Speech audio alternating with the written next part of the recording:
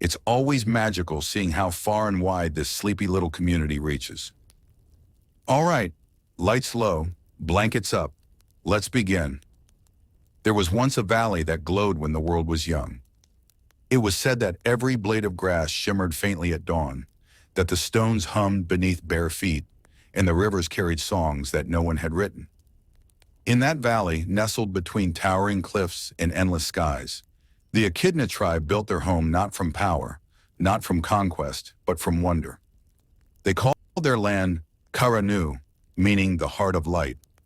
To them, the world itself was alive, breathing, listening, and dreaming. The wind was a messenger, the water a memory, and above all things stood the pulse that bound it together, the Master Emerald. It wasn't worship in the way the outside world might imagine. No temples of gold, no kings demanding prayers. Instead, the Echidnas believed the emerald was a reflection of their own hearts. If they lived in harmony, it shone bright and calm. If greed or anger darkened their souls, its glow trembled and dimmed a living mirror of spirit. Every dawn, the valley awoke in rhythm with that light. The elders rose first, their robes made of woven moss and silk threads dyed with crushed flowers. They walked barefoot along stone paths that spiraled upward to the temple. Each step was deliberate, as though even the earth beneath them deserved respect. They would stand before the emerald, a colossal gem resting in perfect stillness atop a carved pedestal of quartz and jade. Its surface rippled faintly, alive with light that shifted from deep green to gold, then to a gentle blue before sunrise. The High Elder would begin the first chant, her voice low and steady, a sound that felt more like breathing than speaking. Then others would join, farmers, sculptors, children still half asleep. It wasn't ritual, it was communion, a daily reminder that life, in all its beauty, was balance. The tribe's murals told stories older than language spirals in circular patterns, painted with clay and crushed emerald dust. Each curve spoke of seasons, tides, stars, and spirits that moved unseen. The circles represented the cycle of renewal, that everything born of the earth must one day return to it. And within the largest temple wall was a single image, did through generations. A great emerald floating above an outstretched hand. Below it, a sleeping guardian half-beast, half-light resting in a lake. Above it, a single eye carved into stone, symbolizing awareness, the knowing that even in stillness, life watches. The Echidnas believed that beneath the emerald's resting place flowed the veins of the world channels of energy, connecting sky to soil, sea to star. These veins carried Kara's song, an energy that gave birth to all living things. To disturb those currents was to invite imbalance. To respect them was to ensure eternity. And so, balance guided every part of their lives. When they built homes, they left one wall open to the wind to remind themselves that even shelter should not shut out the world. When they ate, they broke their meals into 3 portions, one for the body, one for the spirit, and one for the unseen, left outside for wandering souls. When a child was born, they were laid before the emerald's glow so that their first sight would be light itself. It was a culture shaped by patience, a people who understood that power meant nothing without understanding. But as in all stories of light, the shadow waits patiently. Deep beneath the temple, the emerald rested upon an ancient foundation, older than the tribe itself. No one knew who had first placed it there, only that it had always been a relic from the heavens, or perhaps from a forgotten god. Some whispered that it was the heart of the world made visible. Others believed it was the terror of a celestial being, fallen from the stars. The truth, though, was simpler and deeper. The emerald was both and neither. It was balance itself, condensed into light, waiting for those who could feel rather than command. But the valley had begun to change in ways the elders could not name. The rains came later each season. The winds no longer carried the same songs. At night, the emerald's glow sometimes flickered, as if breathing unevenly. Animals paused when they passed it, hesitant, watching. Even the flowers that grew near the shrine turned their petals inward when the moon rose, as though afraid. And in the heart of the valley, a young girl named Tikal began to dream. Tikal was not like the other children of the tribe. While they ran through the fields or played beside the streams, she often wandered alone listening. She said the earth spoke to her, that the emerald whispered stories when no one else was near. Her father, Pachacamac, the tribe's chieftain, dismissed her dreams as imagination. But the elders listened, for dreams had always been sacred. One night, Tikal climbed the long stone path to the temple. The air shimmered with heat. The stars seemed closer than ever, burning like emerald shards in the sky. She knelt before the great gem and placed her palm against its surface. For a moment, she felt warmth not from the stone itself, but from within her chest, as if her heartbeat and the emerald's pulse had become one. A voice not in words, but in feeling passed through her. A warning, soft as a sigh. Balance must not be broken. She withdrew her hand, trembling. The light around her dimmed slightly, and from the corner of her eye she saw shapes moving within the emerald, gentle, watery forms like living ripples. They looked like small creatures, peaceful and glowing. She didn't know their names then, but the world would later call them Chow spirits of life, born from the emerald's essence. They danced for her, their tiny forms swirling like petals caught in wind. Tikal smiled, unaware that the emerald was showing her what once was harmony between its power and the living. The vision faded when the morning bell echoed across the valley. She returned to her home, barefoot, whispering to herself, "The emerald dreams when we sleep, and when we wake, it listens." Days turned to seasons. The valley continued its rhythm harvest, prayer, music, silence. But not all hearts were content with peace. Chief Pachacamac began to see the emerald not as spirit, but as strength. Beyond the mountains, he said, there were tribes who had learned the language of metal, who built fortresses and ships, who could shape the sky with smoke. He feared them, envied them, and sought to protect his people from them. Yet what he sought was not protection, but control. He saw in the emerald a way to raise his tribe above all others. Where the elders saw wisdom, he saw weaponry. Where Tikal saw harmony, he saw dominion. He summoned artisans to carve smaller stones from the earth, to mimic the emerald's glow. He called them children of Kara trinkets that hummed faintly with captured light. But these fragments were imperfect. They shimmered, yes, but their song was hollow like echoes without a source. Tikal tried to warn him. "Father, you cannot command the emerald. It listens only to peace." "Peace," he spat. "Peace is the dream of the weak. The world beyond our mountains sharpens its claws, and you would have me sing to stones?" His words echoed in the temple long after he left. That night, the emerald dimmed again. The elders watched, troubled. They said the balance was shifting, that Kara was beginning to stir restlessly. But Pachacamac no longer cared for old whispers. He was building something vast, a fortress in the valley's heart, its walls carved with power sigils. And as the fortress grew, the songs of the morning prayers grew quieter. The fortress rose day by day, stone upon stone.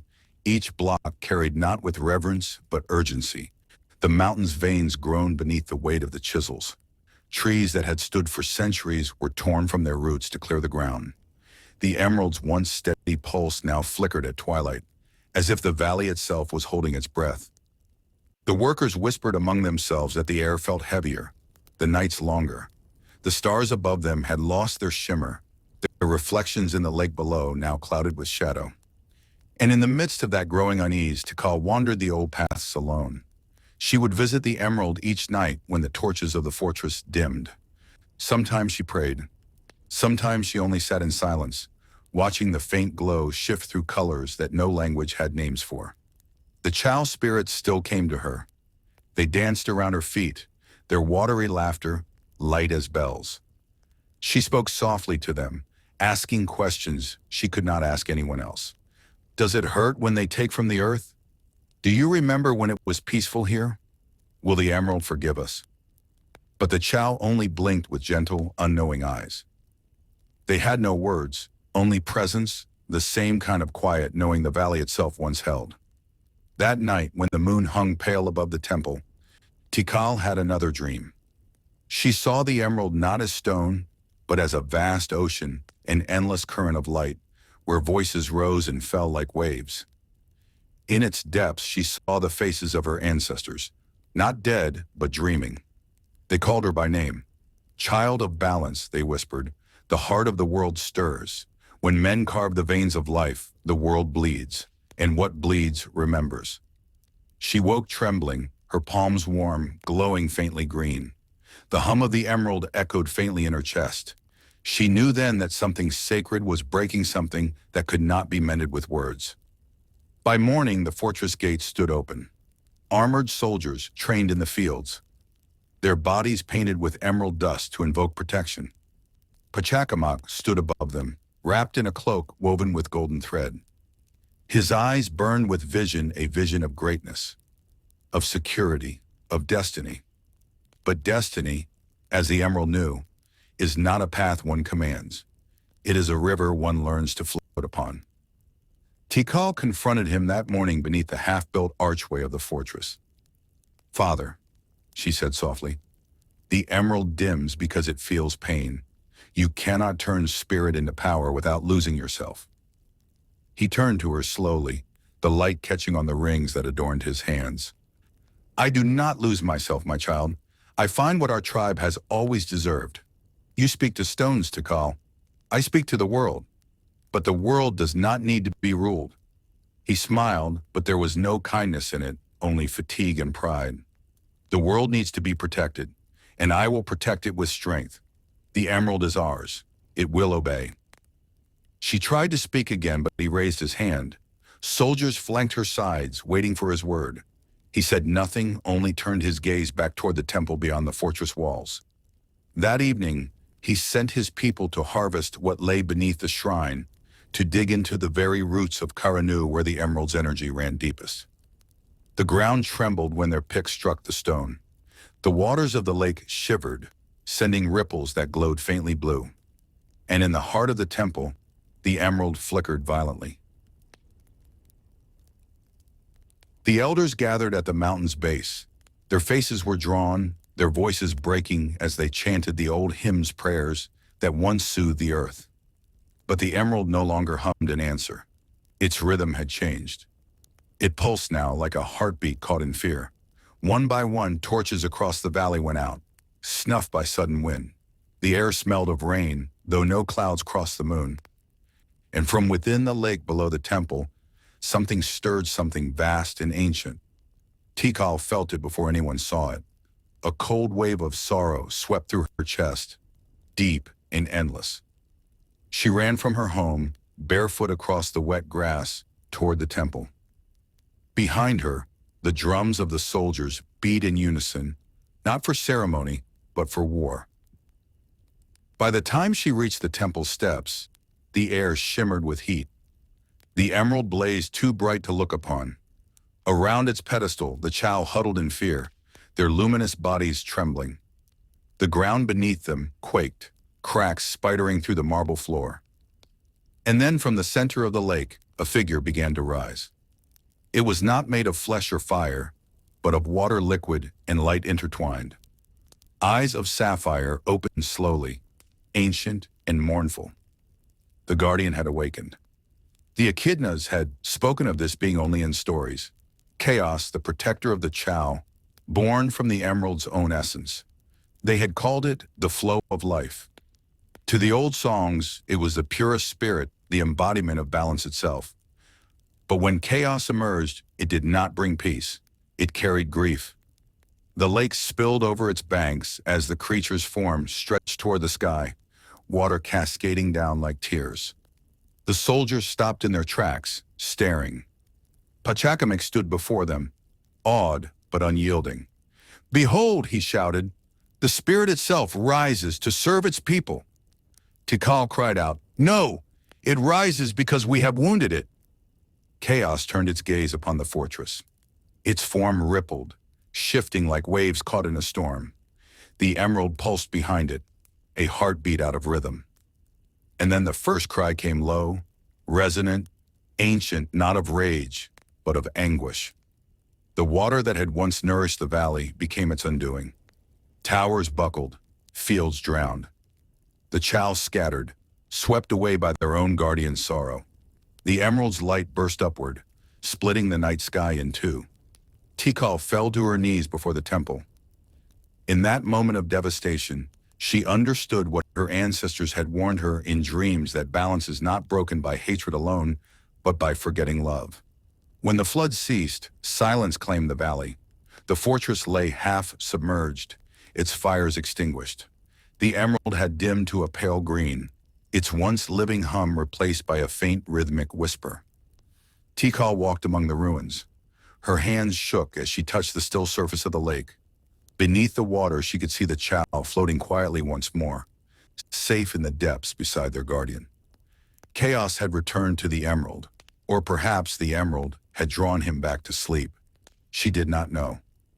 But she knew one truth: the tribe's heart had turned away from balance, and the world had answered in kind. The elders gathered what remained of their people. They spoke in hushed voices of rebuilding, of forgiveness, of learning once more to listen. But something in the air had changed forever. The valley that once glowed with eternal morning now rested beneath a haze of gray.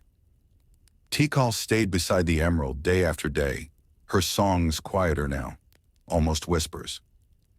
She did not pray for herself. She prayed for the earth, that it might forgive her people's blindness. And sometimes when the wind passed through the broken archways, she heard her father's voice, not in words, but as a memory caught in the hum of the emerald. Protect them, it seemed to say, from what we became. Seasons turned to years. The valley healed, slowly. Moss reclaimed the fortress walls. Rivers carved new paths through the earth. The emerald's glow returned, gentler now, as though it too were mourning and forgiving all at once. But Tikal could feel it deep beneath the calm. The spirit of chaos still dreamed. Waiting, watching, remembering. She sat one evening by the emerald's base, her reflection shimmering faintly upon its surface. If one day, she whispered, others come to this place, let them learn not from our strength, but from our silence. The emerald's light pulsed softly in reply, a heartbeat in rhythm with her own. That night, Tikal closed her eyes and dreamed once more of her ancestors. They stood beside her in the same ocean of light she had seen as a child. Their faces were serene, neither joyful nor sorrowful. You have kept the promise, they said, but the lesson must not sleep forever. She reached out toward them, but they faded like mist. The emerald glowed brighter for a brief moment, filling the entire valley with light one last time, not blinding, but gentle, like dawn seen through tears. And when morning came, the temple stood silent. The emerald hummed again, steady and calm. But Tikal was gone. No one knows whether she became one with the emerald or walked into the realm of spirits. Some say her soul fused with chaos to keep the balance eternal. Others say she lingers in the winds that move through the valley, her voice still guiding the chow in their sleep. All that remained was the hum, the eternal living breath of the world. Thus the Valley of Emerald Light passed into legend. Its people vanished, its walls crumbled, yet the emerald remained patient, eternal, dreaming. The balance they broke would one day call again, through generations, until another guardian would rise to listen. And when that day came, the emerald would remember. The night had long since fallen over Angel Island, yet its jungles shimmered with strange life. Moonlight spilled across the stone faces of ancient idols, catching the edges of old carvings, spirals, diamonds, and an unblinking eye that watched all. The villagers of the Echidna tribe called this sacred time the breath of stars, a period when the spirits whispered, and the veil between worlds grew thin. Deep within the temple of the emerald, torches flickered in the vast chamber. Incense smoke rose like serpents, coiling around murals that told the story of their people. The rise from the sands, the taming of the chaos, and the covenant they swore to the heavens. The air trembled with reverence as the tribe's high seer, Tikal's grandmother, stood before the altar. Her hands, lined and steady, reached toward the gem that pulsed in the heart of the temple, the Master Emerald. Its glow was unlike fire or moonlight. It was alive. Each pulse sent a wave of warmth through the stone floor, as though the mountain itself drew breath. Behind her, the younger echidnas knelt, heads bowed. Among them sat Tikal, her small frame lost in the glow, her amber eyes reflecting the green radiance. She had grown up watching the elders bow to the emerald, whispering to it as though it listened, and sometimes she thought it did. But tonight felt different. The air was thick, almost sentient. The flame of every torch leaned toward the gem, as though drawn to its song. "Children of the sky," the seer's voice echoed, low and trembling. "The emerald stirs, its spirit wakes again." A murmur rippled through the gathered crowd. The seer turned, her gaze sweeping over them. "For centuries it has guided us. It has protected us. But power without balance brings ruin. Long ago the ancients forgot this truth, and the emerald shattered their pride." Her words hung heavy. The insects outside had quieted. Tikal's small hands tightened on her lap. She could almost hear something beneath the seer's voice, a low hum, like a song trapped beneath the surface of the gem. The seer stepped closer to the altar, her shadow merging with the green glow. "It is said that within the emerald dwells the soul of balance, the guardian chaos. Born from light and water, it sleeps until called. It hears the hearts of those who reach for power and judges their intent." Her wrinkled hand brushed the emerald's smooth face. It shimmered once in acknowledgement or warning. Tikal's heart pounded. She had heard of chaos in bedtime stories, a creature not of flesh but of flow, a protector that could become a storm. The idea both frightened and fascinated her. When the ceremony ended, the crowd dispersed slowly, yet Tikal lingered, gazing up at the towering gem. The seer noticed and smiled faintly. "You feel it, don't you, child?" Tikal hesitated, then nodded. "It's sad," she whispered, "like it's remembering something." The seer's eyes glimmered. "Perhaps it remembers what we try to forget." Outside, the night was alive with the whisper of leaves. The jungle had a rhythm of its own, the chirp of insects, the gentle breath of the wind through vines. But beneath that, a deeper pulse thrummed, the heartbeat of the island itself. Days turned into weeks. Life in the village resumed. Hunters returned from the cliffs, artisans carved totems, and the priestesses prepared offerings of flowers and fruits for the emerald. Yet the energy in the air was changing. Tikal noticed the elders growing uneasy. The emerald's glow sometimes flared brighter, its hum deepening until the walls of the temple seemed to breathe with it. The guards who stood watch at night spoke of hearing whispers, soft and sorrowful. Some claimed to see faint shapes in the reflection of the gem, liquid eyes watching from within. One evening, Tikal followed her father, Chief Pachakamat, to the temple's base. He was a man of ambition and vision. His people revered him as the one who would unite the scattered tribes of the mountains. But his eyes, usually calm and commanding, now burned with something else. Desire. "Father," she asked softly, "why do you visit the temple every night?" He didn't look at her. "The emerald holds power, Tikal. Our people live as caretakers when we could be kings. The world beyond our island expands. Empires rise and fall. We must be ready."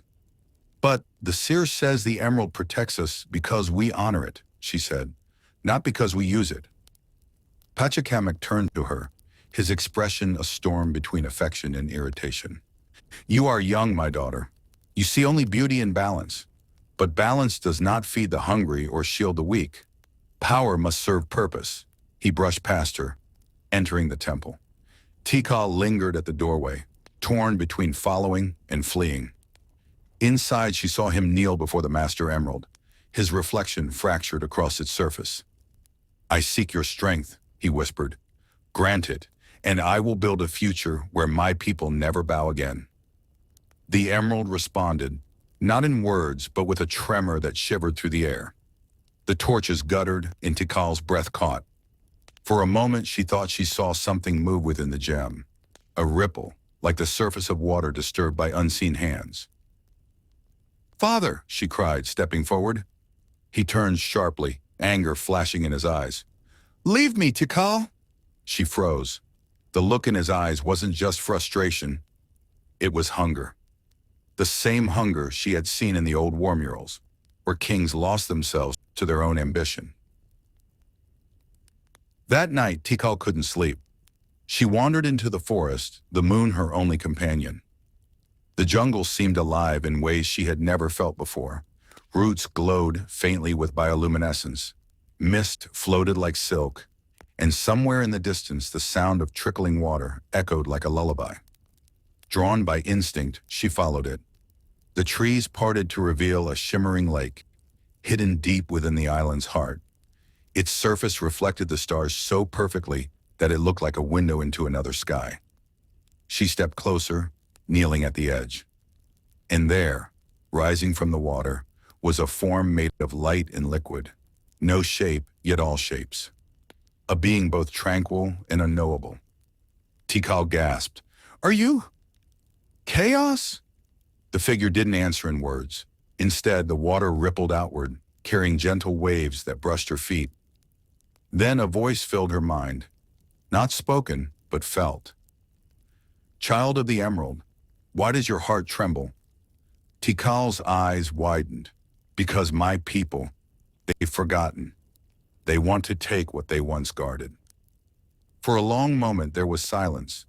Then the lake began to shimmer with green light, reflecting the glow of the Master Emerald far above. Power given without harmony brings sorrow. The emerald is not a crown, but a bridge. "A bridge to what?" she whispered. "Between the worlds of what is seen and what is felt. Between man and spirit, land and sky. When that bridge breaks, chaos awakens." The last words echoed like a heartbeat, fading into the night. Tikal felt tears sting her eyes, not of fear, but understanding. "Then I'll protect the bridge," she whispered, "even if no one else does." The water pulsed once more, as though in approval, and the figure dissolved into mist.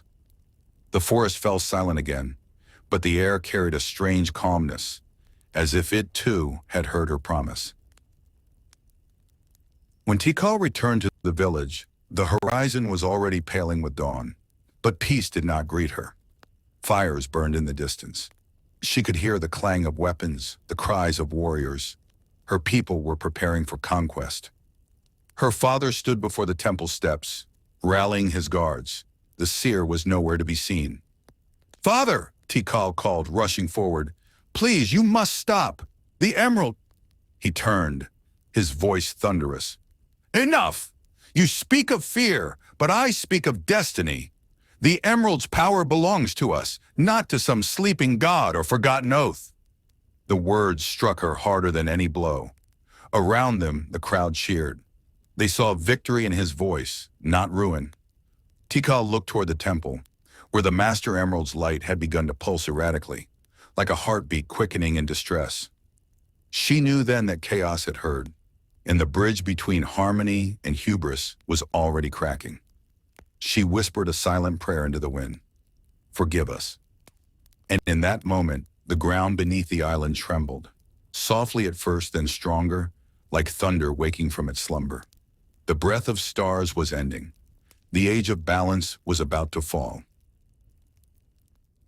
The tremors did not cease. They rolled beneath the earth like a deep, restless breath. The villagers looked to the temple in alarm, but Pachacamac raised his hand and the crowd silenced. "The emerald calls to us," he declared. "It trembles because it yearns to be wielded." Tikal stood frozen. Every instinct in her heart screamed that the emerald was warning them, not inviting them. The humming grew louder, no longer the soft lullaby of a guardian spirit, but the thrumming pulse of something stirring beneath calm waters. That night, the seer summoned Tikal in secret. Her hut was filled with the scent of burning sage and the sound of old chants muttered under breath. "He has lost his balance," the seer whispered. "The emerald does not serve men, it tests them." Tikal's hands trembled. "He means well, grandmother. He thinks he's saving us." The old woman's eyes filled with sorrow. So did the first kings, and their empires drowned. She motioned to a bowl of still water and placed her hand above it. The surface shimmered, showing faint visions. Tribes across distant lands, their cities swallowed by storms, their temples shattered by emerald fire. "These are echoes," the seer said. "The emerald remembers the arrogance of those who tried to rule through it. The power it grants always comes with a price." Tikal stared at the water as it returned to calm. "Then we must stop him." The seer nodded slowly. "You cannot fight him with steel, child, only with truth. Go to the Guardian once more. Tell it that the time of testing has come." At dawn, Tikal set off into the jungle again. This time, she didn't hesitate or glance back at the village. The path to the lake seemed to shift with every step, roots curling, mist drifting low, the air alive with a kind of waiting. When she reached the water's edge, the surface was still as glass. "Chaos," she whispered, her voice shaking. "Please, we need you." For a long moment, nothing happened. Then ripples spread outward, soft and glowing. The water rose again, and from it the being emerged, taller this time, its form more defined. Two luminous eyes looked upon her. "You have come again, bearer of sorrow." Tikal bowed her head. "My father seeks to take your power. He means to conquer the tribes beyond the mountains. But he does not understand the cost." The guardian's voice filled her mind, deep and resonant. "The hearts of men are like rivers.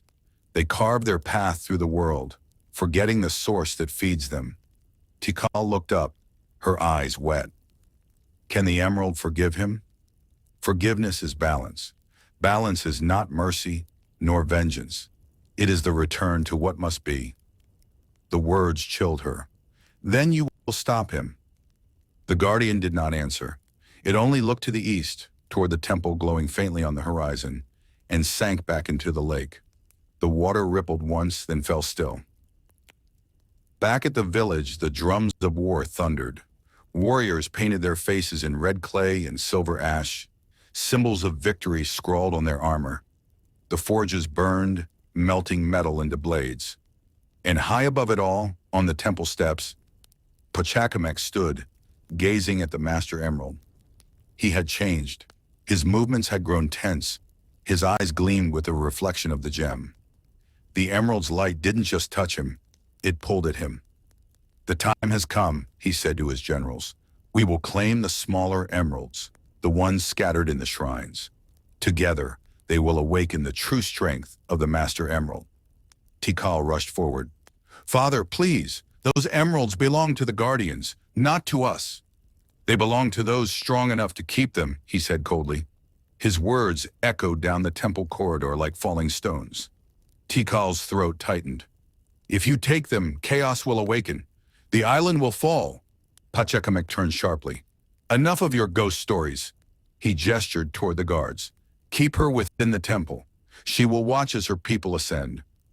The guards hesitated. One of them, young, nervous, murmured, "My lord, she is the seer's heir." Pachacamac's glare silenced him. "Do as I command." They obeyed. Tikal was locked within the temple's lower chamber, the same place where she had once prayed as a child. The hum of the emerald filled the room like a living heartbeat. Its light danced across the walls, flickering in agitation. She pressed her hands to the cold stone. "Please, if you can hear me, help them see." The emerald pulsed once, brighter than before. A low sound rose from within it, a voice not quite human, not quite divine. It was the same voice she had heard by the lake, but now it was weeping. Then the visions came. She saw her father leading his soldiers into the sacred grounds where the smaller chaos emeralds rested. She saw them storm through the temples of the ancients, scattering offerings, shattering walls. The spirits that had once guarded those shrines dissolved into streams of light, fleeing back toward the heart of the island. Every emerald taken made the master emerald pulse more violently. Its color shifted from calm green to blinding white. And deep beneath the island, beneath the lake, beneath the roots, beneath even the stone, the being of light began to stir. Outside, the air split with a roar like thunder. The skies darkened, clouds forming in spirals above the temple. Lightning flashed green. Pachacamac and his army returned, triumph blazing in their eyes. The 7 smaller emeralds floated in a circle around him, their light feeding into the master emerald's core. "We are unstoppable," he cried. "With this power, no kingdom will stand before us." Tikal's voice rang from the steps. "Stop this madness!" She had broken free, the guards too afraid to stop her. Her hair whipped in the wind, her eyes blazing with tears and fury. "The emerald is not a weapon," she shouted. "You are tearing the world apart." But her father barely heard her. His arms were raised, and the light of the emerald engulfed him. The wind howled, and a surge of raw energy exploded outward. The soldiers staggered back, shielding their eyes. And from the heart of that light, the water spirit Chaos emerged. It rose above them, towering, translucent, its form swirling with liquid fury. Its once calm eyes now burned like storms. Tikal fell to her knees. "No!" The warriors drew their spears, but it was useless. With one motion, the guardian unleashed a torrent of water that tore through the temple, shattering stone and scattering bodies. The cries of men and the crash of falling pillars echoed across the jungle. Pachacamac stumbled, his hand reaching toward the emerald even as the floor cracked beneath him. "I can control it!" he screamed. But the emerald flared again, and chaos struck. The flood engulfed the temple, sweeping through the village, devouring everything in its path. Houses splintered, fires hissed out, the air filled with the sound of rushing water and the desperate cries of those who once worshipped the very spirit now destroying them. Tikal fought to stand, clutching the altar. "Please," she cried out to chaos. "Stop! They didn't know! Forgive them!" The guardian turned its gaze upon her. Its eyes softened for a brief, trembling moment. The air grew still. Tikal stepped forward, her voice breaking. "If you must have balance, take me instead." The emerald flared once more, answering her plea. Green light enveloped her, and the world seemed to hold its breath. The raging waters slowed. The trembling of the earth ceased. Chaos looked down at her, and something ancient stirred within its heart. A memory of peace. Slowly its form began to dissolve back into water, returning to the emerald's core. The temple collapsed around them, yet the gem remained, floating above the ruins, radiating an eerie calm. When the storm cleared, Angel Island was silent. The village was gone. The temple lay in ruins. But at the center of the devastation, the master emerald pulsed faintly, and within it, Tikal's spirit lingered, whispering across the ages. "Let this place remain as a lesson. Power without peace is ruin. The emerald will guard itself until balance returns." Centuries would pass. The jungle would reclaim the land, vines curling over broken pillars. Legends of the Echidna tribe would fade into whispers told by the wind. Only the master emerald remained, untouched, floating atop its altar. Sometimes when the island's new guardian, Knuckles, stood before it in the silence of dusk, he thought he heard something. A girl's voice, soft and distant. A promise carried through time.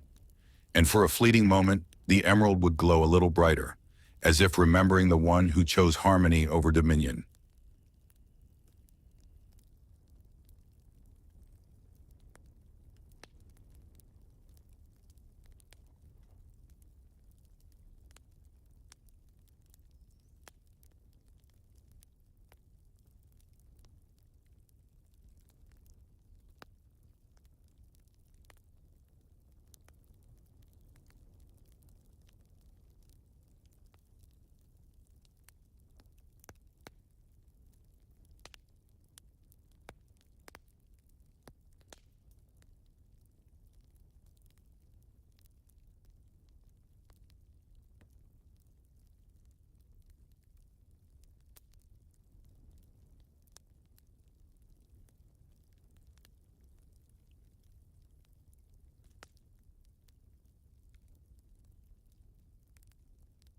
The jungle was quiet again.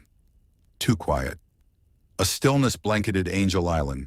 The kind that comes after a storm has taken everything it wanted. The trees stood motionless in reverence. The rivers, once roaring, now murmured softly, as if whispering secrets to the stones. Even the birds, those eternal storytellers of dawn, had fallen silent. And in the heart of that silence, the Master Emerald hovered over the ruins. Its glow was softer now, almost mournful. The air around it shimmered faintly, like heat waves rising from ancient grief. Below, what remained of the Echidna temple lay in fragments. Pillars snapped, carvings half buried in the earth. Moss had begun to grow along the broken steps, as though nature itself sought to hide what once stood proud. But not everything had vanished. In the still glow of the emerald, there was a presence, gentle, lingering. It moved like a sigh through the air, unseen but deeply felt. Tikal. Her spirit drifted between the light and the world, bound not by regret, but by promise. For ages,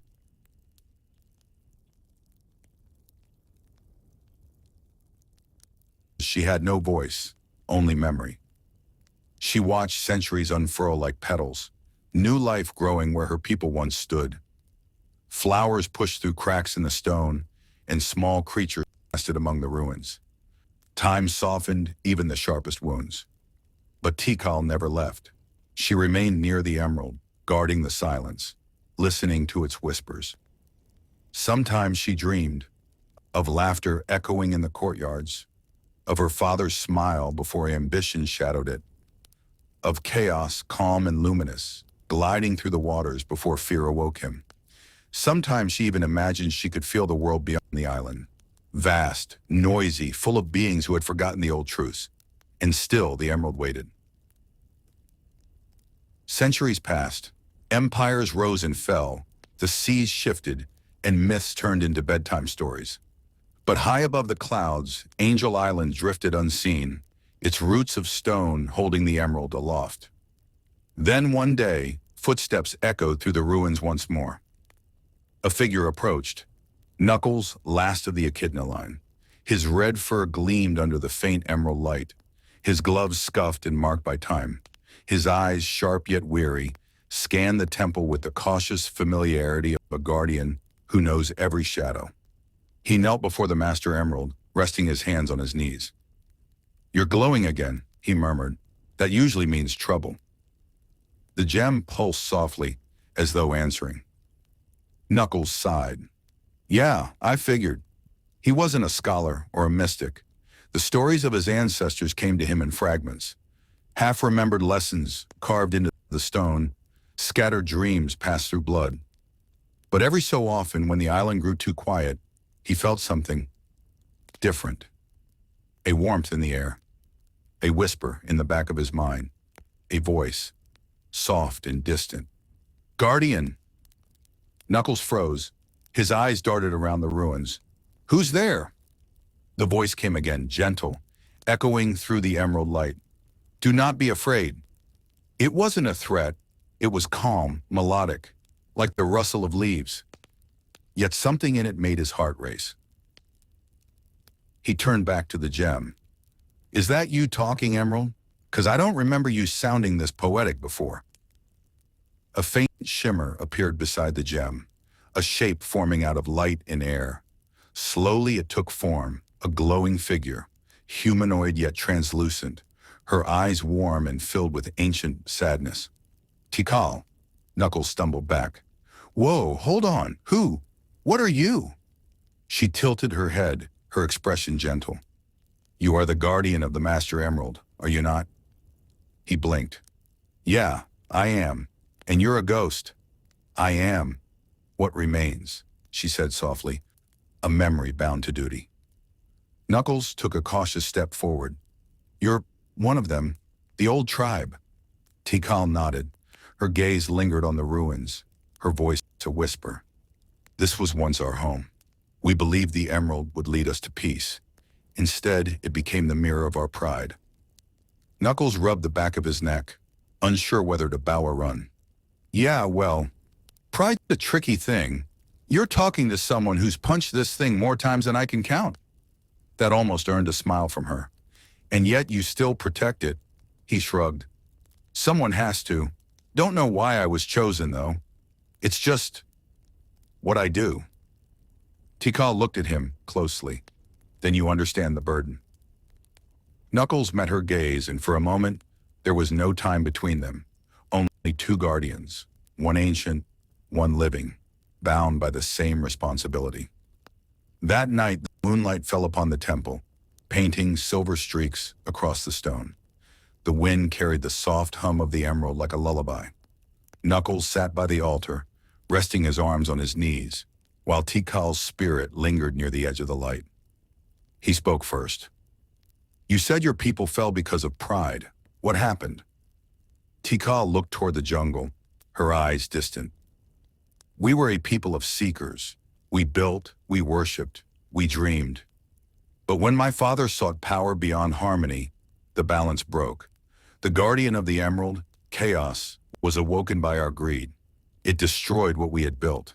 And when I tried to stop it, I became part of this place. Her voice trembled slightly on that last sentence, like an old melody played on fraying strings. Knuckles frowned. So you've been stuck here ever since? Yes, she said, bound to the emerald song. It remembers all that has touched it, joy and sorrow, creation and ruin. I am one of those echoes. He stared at the glowing gem. Guess that explains the headaches I get when it starts talking. Tikal smiled faintly. It speaks in ways beyond words. The emerald feels the balance of all things. It knows when harmony wavers. Knuckles leaned back against a pillar, glancing toward the forest. Yeah, well, harmony's not exactly this world's strong suit these days. She followed his gaze. And yet, you remain its keeper. Someone's got to. He exhaled deeply. Most people don't even know this island exists. Maybe that's for the best. For a while they sat in silence, listening to the hum of the gem. It was peaceful, but underneath that peace was a tension, a quiet waiting, as though the emerald still held its breath after centuries of slumber. Then softly, Tikal spoke again. The emerald's balance is not just for this island. It connects to all things. The energy that moves through the world, through life itself. When it's disturbed, so too are the hearts of those connected to it. Knuckles tilted his head. You mean, it feels when people mess things up down there? Yes, she said. When greed rises, when anger spreads, when creation is twisted into domination, the emerald feels it. Chaos stirs again. Her voice trembled slightly at that last word. Knuckles frowned. You mean chaos? That water god thing you mentioned? Tikal nodded slowly. Once chaos was peace embodied, the guardian spirit that watched over us. But when my people broke the sacred bond, its heart shattered. It became wrath, destruction. He stood up, pacing. So it's still alive? Alive is not the right word, she said. It sleeps, waiting, listening. When balance falters, it remembers. Knuckles looked toward the sky where the faint glow of the emerald reflected off drifting clouds.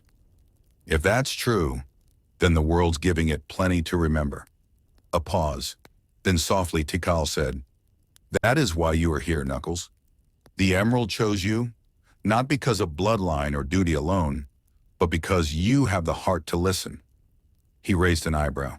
You sure about that? Most people say I've got more muscle than sense. She smiled. Perhaps, but even strength can serve balance when guided by purpose. As the hours passed, the night deepened. The stars above Angel Island shimmered like scattered emerald shards. Knuckles began to feel the weight of her words, the old world's grief, the unending cycle of creation and loss. He finally broke the silence. So, what happens now? Tikal's gaze drifted toward the emerald. Now the cycle turns again. The emerald grows restless because something in the world below is stirring, a shadow of the same hunger that once doomed my people. Knuckles frowned. You're saying someone's trying to use chaos again? Perhaps not chaos itself, she said, but the energy it guards, the power that connects all life. Those who reach for it without harmony will awaken echoes of the same destruction. Knuckles clenched his fists. Then I'll stop them. Tikal watched him carefully. Remember, Guardian, balance is not kept by fighting alone. Sometimes peace is protected through understanding. He smirked faintly. You're starting to sound like a fortune cookie. That earned him the smallest laugh, a sound so gentle it made the air around the temple shimmer. But when her laughter faded, the air grew colder. The emerald's light flickered once, dimming for the briefest second. Knuckles noticed immediately. What was that? Tikal turned toward the gem, her expression grave. The emerald feels a disturbance. The connection between worlds is trembling. The ground rumbled faintly beneath their feet, dust sifting down from the ruined pillars. Knuckles' instincts flared. That doesn't sound like good news. Tikal's voice was hushed. Something, or someone, is reaching for the power of the emerald once more. Knuckles took a step closer to the altar, his fist tightening. Then whoever they are, they're about to have a very bad day. But Tikal shook her head slowly. It may not be so simple. The emerald's energy calls to those who are lost, to those who crave meaning as much as power. Sometimes destruction comes not from evil, but from desperation. Knuckles exhaled sharply. Yeah, well, desperate or not, I've got a job to do. The glow of the emerald intensified, spilling across the ruins like liquid light. The wind picked up, sweeping through the trees. Somewhere deep within the temple, ancient carvings began to hum with life again. Lines of forgotten script flickering across the walls. Tikal's form grew faint, her voice echoing softly. Be careful, Guardian. When the emerald stirs, so do the memories it keeps. The past never sleeps. It only waits to be remembered. Knuckles looked around, every sense sharpened. Guess I'm about to find out what that means. The hum rose into a low, resonant chord, filling the jungle. The emerald shone brighter, too bright, and the air split open with a sound like breaking glass. For the first time in centuries, the ancient power of the Master Emerald began to awaken fully. And far below, in the world of men, something answered its call. The storm had passed, but silence brought no comfort. The temple floor, once bright with the soft shimmer of emerald light, was now streaked with soot and the faint smell of lightning. The warriors stood in uneven rows, their armor dented, their spears dull, their eyes clouded. Among them, only the high priest moved with purpose, his hands trembling, his gaze fixed on the shattered sigils around the altar. The emerald has spoken, he murmured as if to himself, and we did not listen. From the shadows, a young scribe named Tikal stepped forward, her orange fur glowing faintly in the light of the broken gem shards scattered around the base of the altar. Her voice was soft, carrying both reverence and unease. Elder, she whispered, the tribes speak of omens. The lake's reflection vanished at dawn. Even the wind won't pass over the altar. What are we to do? The priest did not answer. He traced a finger along the crack markings on the floor, the runes that had once sealed the connection between the Master Emerald and the living world. They now pulse faintly alive but unsteady, like the heartbeat of a wounded creature. It is not the gods who are silent, the priest finally said. It is we who have drowned in our own noise. He turned to Tikal, eyes ancient yet blazing with a fragile determination. Go. Tell your father the council must convene at dusk. We must decide whether to restore the emerald's harmony or bind it forever. The council hall was built deep within the mountain's heart, carved from the same stone as the altar itself. The room breathed with age. Murals on every wall told the tribe's story, their rise, their victories, in the great pact made with the emerald's guardian spirits. But tonight, those murals seemed to mock them. The chieftain, Pachacamac, stood before the fire pit, his broad shoulders draped in woven gold and crimson. His eyes, fierce, commanding, burned brighter than the flames. Around him sat the elders, farmers, artisans, scholars, all voices that had shaped the tribe's destiny. When Tikal entered, the hall fell into silence. My daughter, Pachacamac said, his tone more command than greeting. What word from the shrine? The priest says the emerald's balance weakens, Tikal replied carefully. He believes the energy is resisting us, that we've taken more than we were meant to. A murmur spread through the elders. Some scoffed, others shifted uncomfortably. Superstition, one warrior muttered. The emerald is power, not a spirit. But Pachacamac raised a hand. And what does he propose? That we kneel and beg forgiveness from a stone? Tikal's voice trembled, but she stood her ground. Not a stone, a living heart of the world. The emerald is not meant to be controlled. It's meant to be understood. A sharp silence followed. Her father stared at her, unreadable, before looking toward the others. The world outside grows restless, Pachacamac said. The northern tribes press into our borders. The sea brings storms stronger than before. If the emerald can be used to protect our people even for a time, then we must claim that right. An elder shook his head. And what of balance? Every force we draw upon has its echo. The chaos that slumbers may awaken. Pachacamac slammed his staff against the ground, silencing the debate. Then let it awaken. We will tame it, as we have tamed the rivers in the sky. Tikal's heart sank. She saw in her father's eyes not cruelty, but desperation, the kind born of fear for his people, for his legacy. He was not trying to destroy, he was trying to preserve. But the path he chose was already shadowed. That night, when the fires dimmed and the elders dispersed, Tikal remained in the hall, staring at the mural of the emerald. She placed her hand upon the carved stone and whispered, "If balance breaks, will you forgive us?" The stone was cold beneath her fingers, but deep within it, a faint vibration, a pulse answered her touch. In. By morning, the shrine was surrounded by guards. Pachacamac's orders were swift. The temple's energy was to be harnessed again, this time under the command of his warriors. The priest protested, but his voice was drowned out by the sound of chisels and footsteps as new channels were carved into the temple floor. Tikal watched in silence as they built conduits, metallic veins that connected the emerald to the weapon chambers beneath the city. She could feel the hum in the air, unnatural and restless, like a heartbeat forced into a cage. Her friend, a young craftsman named Orin, approached, wiping dust from his fur. "They say this will make us invincible," he said, his voice uneasy. "But when I stand near those machines, I feel like the earth itself wants to cry." Tikal nodded, eyes fixed on the glowing stone. "The emerald isn't a weapon, it's the breath of life, and we're choking it."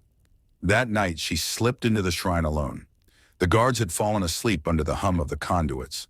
She approached the emerald, its surface reflecting a storm of swirling green and gold. She knelt and whispered, "Please, tell me what you're trying to say." The chamber darkened. The air thickened with energy, not violent, but sorrowful, like the sigh of a being too vast to speak in words.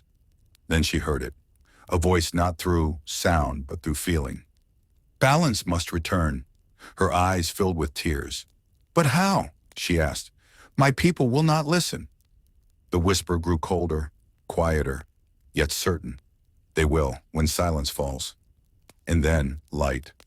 A vision flooded her mind, the tribe's city, burning beneath a storm of water and light. Warriors fleeing, the emerald dimming. And in the heart of it, her father reaching toward the gem as if trying to hold back the inevitable. Tikal gasped and stumbled backward. The vision faded, leaving her trembling. The emerald pulsed once more, steady now, as if watching her. She understood. The emerald had given warning, not punishment, but time was slipping away.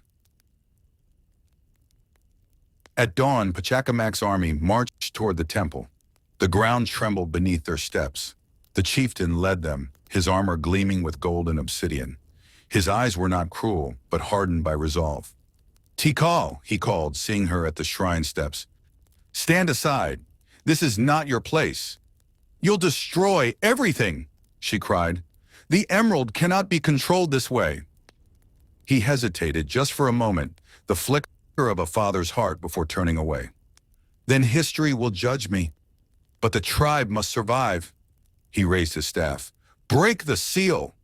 The warriors struck their spears into the conduits.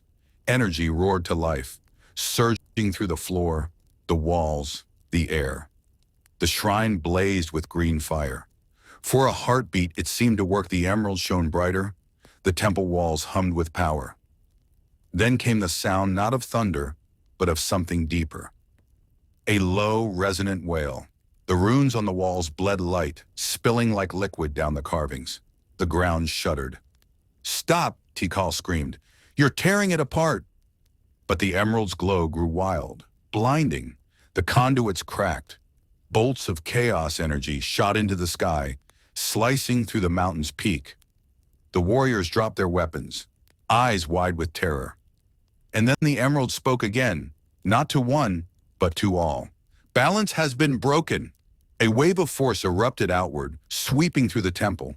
It did not burn it unmade. Stone crumbled to dust midair. Metal melted like wax. The murals shattered into fragments of light. Tikal fell to her knees, shielding her eyes. When she looked again, she saw them forms rising from the shattered altar. Not warriors, not spirits, something ancient. The chaos spirits' guardians, once bound to the emerald, had awoken. Their bodies shimmered with translucent energy, their eyes deep pools of blue light. They moved not with rage, but with sorrow. Their presence was overwhelming, like standing inside a living storm. One of them, taller, its form rippling like water, turned toward Pachacamac. You have broken the pact, it said, its voice echoing across the chamber. You have unbalanced the world. Pachacamac staggered back, fear replacing pride. We only sought protection. You sought control, the spirit replied, and so you will learn what it means to lose it. It raised its hand. Energy flared.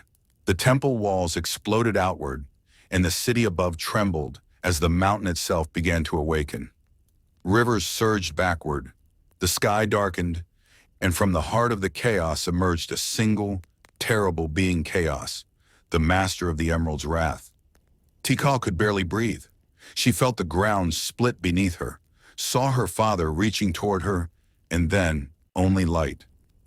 The emerald's whisper echoed through her mind one last time. When silence falls, balance will return. And as the world dissolved into that silence, Tikal realized the truth: the emerald had not punished them. It had mourned them. The mountain did not simply collapse, it wept. From its hollow heart, rivers burst like veins torn open by grief. The once silent valleys below the shrine trembled under the roar of water, spilling through forests and stone bridges, swallowing temples, homes, and the faint echoes of the echidna's proud songs. The flood of chaos had begun. Tikal stood on the altar's remains, the world spinning around her. Her breath came in gasps as she clung to a fragment of stone. All she could hear was the emerald's low hum, a sound like a heartbeat muffled beneath a storm. Through the mist, she saw them, the chaos spirits gliding over the flood like living waves. Their forms shifted constantly, arms dissolving into mist, faces blurring between compassion and fury. At their center rose chaos itself, towering and radiant. Its body was fluid, transparent like crystal water, but within it pulsed a darkness that moved with purpose. And beneath that storm, she saw her father. Pachacamac's armor was cracked and heavy with mud. He stood knee-deep in the flood, clutching his broken staff. His warriors were scattered, their weapons useless against the living storm. He stared at the being before him, half in awe, half in horror. This power, he breathed, it's alive. Chaos tilted its head, its body shifting with the light of the emerald that hovered above the ruins. For a moment, the creature seemed almost gentle, curious, but then the echo of the tribe's greed stirred again in the air, the memory of their violence still imprinted in the temple stones. And the being shuddered. The water turned black. A shockwave spread outward, smashing what remained of the shrine. Tikal screamed, "No!" and ran toward her father, but the ground split apart, sending her tumbling into the flood. Cold waters seized her, spinning her in darkness. The sound of chaos's roar thundered through her skull, shaking her thoughts apart. When she surfaced, the world had become unrecognizable. The city was gone, swallowed whole beneath waves that reflected green light from the emerald high above. Broken statues floated past her. The murals of their ancestors dissolved in the water, colors bleeding like tears. And in the center of that new sea, chaos stood alone, its form reaching toward the heavens. Far above on the mountain's edge, the high priest awoke to find the world undone. He had survived by accident, trapped under fallen stone when the first shockwave struck. He crawled free, coughing, bleeding, his eyes wide with disbelief as he looked down at the ruins below. The entire valley, once a cradle of song and harvest, was now a shimmering ocean. The temples, the forges, the fields, all erased. Only one light remained, the Master Emerald, floating serenely amid the chaos. The priest fell to his knees. "So it ends," he whispered. "The balance we betrayed has come for us."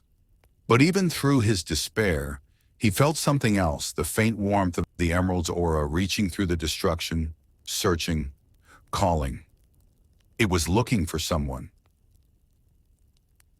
Tikal awoke on a small rise of stone, surrounded by the flood's endless horizon. Her fur was soaked, her hands shaking, but the emerald's glow above gave her just enough light to see. Around her floated remnants of the past, a child's wooden toy, a ceremonial mask, a fragment of mural showing the tribe's ancestors dancing beneath the stars. Each relic drifted closer, circling her like a slow ritual. "It's gone," she whispered. "Everything is gone." Her voice cracked under the weight of it. For a moment, she allowed herself to cry, not loudly but quietly, the way one does when the world has grown too big to understand. The sound was lost to the water, carried away like all else.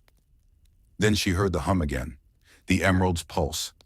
When she looked up, the great gem hung directly overhead, suspended in the air by its own power. Chaos still loomed nearby, its eyes faintly glowing, watching the ruin below. The smaller spirits circled around it, restless, flickering like fireflies made of liquid light. Tikal stood slowly, clutching her pendant, a small shard of emerald given to her as a child. It glowed faintly now, resonating with the great gem above. "I understand," she whispered to it. "You tried to warn us. You didn't want this." Her words trembled in the air, and chaos turned its head. The waters shifted, parting slightly around her. The great being approached, its footsteps silent upon the flood's surface. Though it towered above her, its presence did not strike her with fear this time.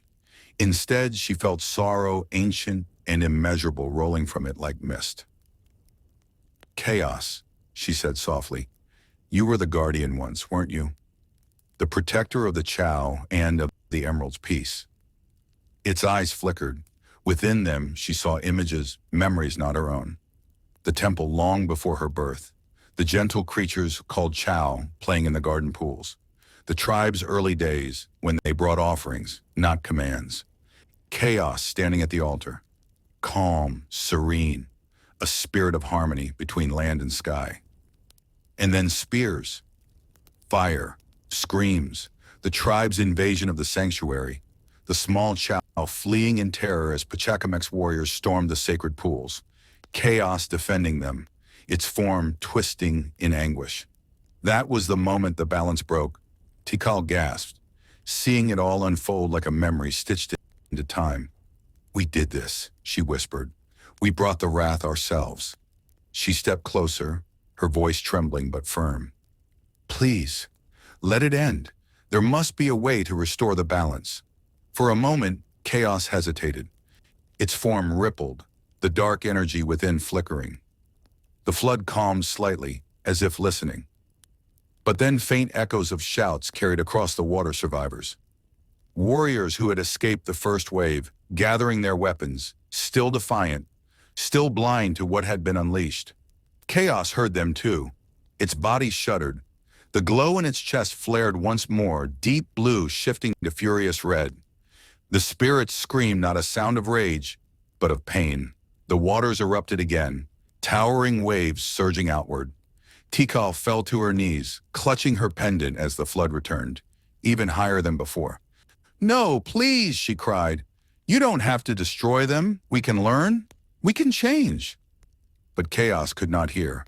Its heart was drowning in centuries of sorrow. Tikal felt the emerald pulse sharply, like a heartbeat answering hers. She looked up at it, realization dawning. If chaos could no longer stop the cycle, then she would. With what strength remained, Tikal climbed the ruined altar where the emerald floated. The air shimmered with energy and each step burned her skin, but she did not stop. She pressed her hands against the gem's smooth surface, feeling its power surge through her wild and ancient. "Please," she whispered, tears streaking down her face. "If balance must return, then take me too. Let me help you heal it." The emerald's glow intensified, wrapping her in a sphere of light. Chaos turned toward her, its form frozen in mid-motion, caught between fury and confusion. Tikal closed her eyes. The water rose around them, swirling faster, brighter, until the line between sea and sky vanished completely. The spirits of chaos, once aimless, now gathered around her, drawn to her calm presence. She spoke not with words, but with thought. "We are not enemies. We were lost, but we can return." Her voice reached chaos through the bond of the emerald. For a moment its glowing core flickered, the red softening back to blue. The waters began to settle. But this act came with a price. Tikal felt her body weaken, her breath fading as the emerald absorbed her spirit. She could feel herself dissolving, becoming part of the light. Yet there was peace in it, a peace she had never known. Chaos watched, motionless, as the light engulfed them both. The water turned still, the air quieted. And in that silence, a voice echoed through the world, both from Tikal and from the emerald itself. "Let this world sleep until it remembers balance." The flood stilled completely. Chaos bowed its head and slowly sank beneath the water, its form merging into the glow of the emerald. The light faded, and the world grew still once more. What remained was neither ruin nor victory, but silence, a sacred, sorrowful stillness that stretched across the land like a shroud. The high priest, watching from the mountain's edge, saw the emerald dim and descend into the calm waters. He wept not from fear, but from reverence. The emerald had chosen mercy. Far beneath the surface, in a chamber untouched by sunlight, the master emerald came to rest upon a stone pedestal. Around it, the chaos spirits lay dormant, their forms drifting like mist. Within the gem, faint traces of life flickered to call in chaos, their spirits bound together in an eternal dream. The world would move on, the water would recede, the mountains would heal, and the tribes that followed would forget. But deep within the earth, the emerald's heartbeat remained slow, steady, watching. Above the ruins, the first rays of dawn broke through the mist. Birds returned, cautious and quiet, to perch upon the stone.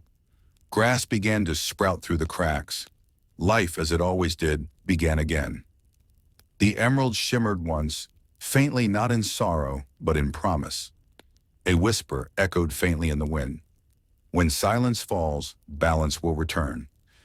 And for the first time since the flood, the world exhaled. For many hours, the valley was still. The sky above hung heavy with gray clouds, veined faintly with green from the lingering glow of the master emerald.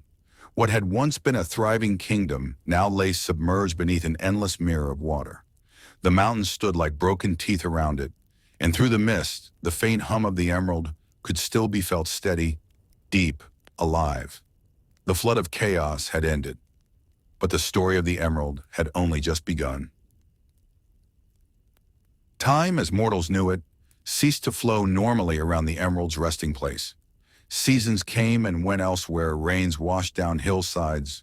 Forests regrew, but here the valley slept. The air itself carried a dreamlike weight, as if the flood had pressed the world into a quiet reverence. The few survivors of the Echidna tribe gathered on the mountain ridges, where the flood could not reach. They built small shelters and watched the still water below, whispering prayers, not for salvation, but for forgiveness. Among them was Orin, the craftsman who had once shaped the conduits that channeled the emerald's power. His hands trembled now when he touched stone. He refused to carve. He spoke rarely. Each night, when the stars rose, he could hear the faint hum from the valley like a heartbeat echoing across the distance. Sometimes it came as a gentle pulse, and sometimes when the wind shifted, it carried something softer, a voice. Rest now. The balance will return.